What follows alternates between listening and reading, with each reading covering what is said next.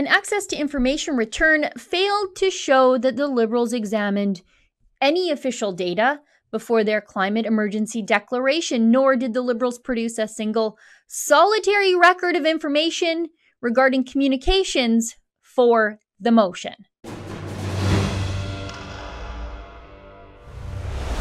If you're like the party opposite, you're worried about costs. You should be worried about the costs that we are passing on to our kids, the cost of climate change. We have got an emergency here, and the party opposite is not telling the truth to Canadians. We've gone from $400 billion a year to over $2 billion, to $400 million to $2 billion because of the cost of climate change.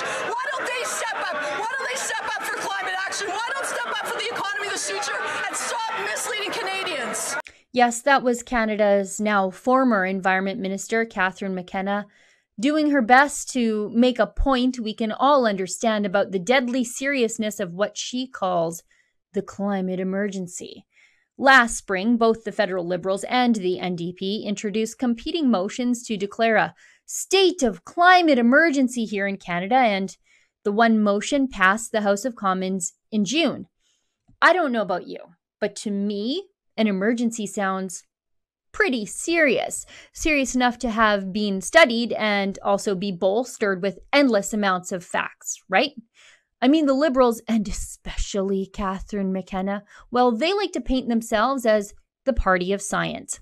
Settled science, that is, if there's such a thing. Well, we found an access to information result in the released ATIP database showing the Liberals declared a climate emergency without doing any specific studies to accumulate data or without gathering any evidence to support the need for said climate emergency. Just look at this.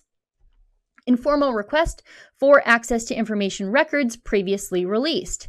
Organization, Environment and Climate Change Canada. Year, 2019. Month, November. Request number A2019-01434. Request summary. Records regarding a motion to declare a national climate emergency, April to June 2019. Disposition. No records exist. Number of pages, of course, 0. Now, let me be clear before I go on. I don't think it's true that the Liberals don't have a single record regarding the motion to declare a national climate emergency.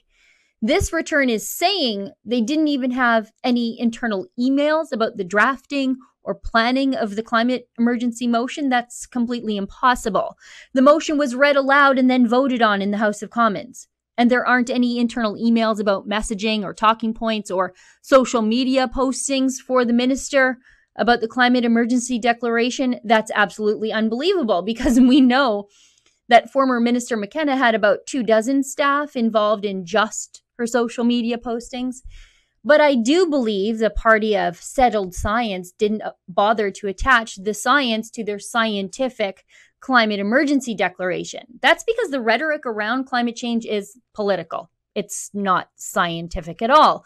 I think the declaration of a climate emergency was a completely political decision. It's only an emergency insofar as it is like a War Measures Act meant to tax us all, which, by the way, isn't working. Yeah, we are paying more for, well, everything, but the promised results of a carbon tax aren't manifesting themselves. Blacklock's reporter has a story up today behind their paywall about how national CO2 emissions went up in 2018. So that was during the time Alberta had a carbon tax, for those who like to blame my great province for the nation's alleged carbon crimes. Then the Liberals published and then pulled all this inconvenient carbon emissions data. Look at this. Staff in a December 20 report, emissions projections said based on existing tax rates, emissions were 723 million tons in 2018, an increase of 7 million tons from the previous year, 716 million tons, and the highest rate since 2014. Current estimates do not yet fully account for future reductions from green infrastructure, clean technology, and innovations, said projections. Final numbers were to be updated by last week and reported to the United Nations Convention on Climate Change by January 1st, 2020, wrote staff.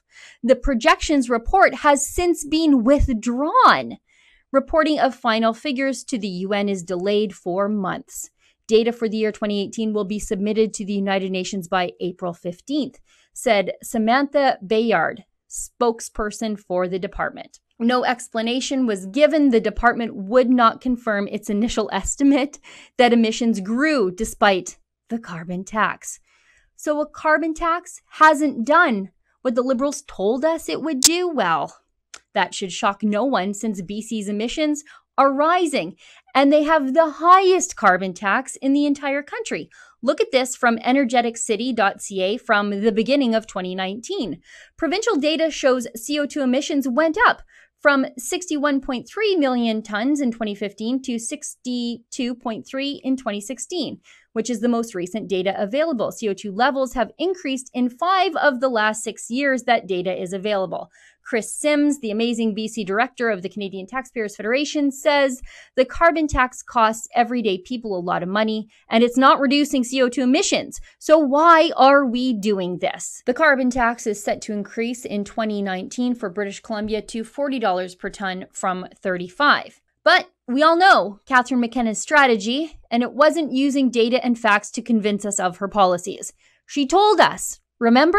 You know, I actually gave them some real advice. I said that if you actually say it louder, we've learned in the House of Commons, if you repeat it, if you say it louder, if that is your talking point, people will totally believe it. So just go it. She is loud, I'll give her that much. But when Trudeau had a second campaign plane for equipment and luggage, I'm not sure even the Liberals believe the desperate state of affairs they claim we have all descended into. For Rebel News, I'm Sheila Gunn Reid.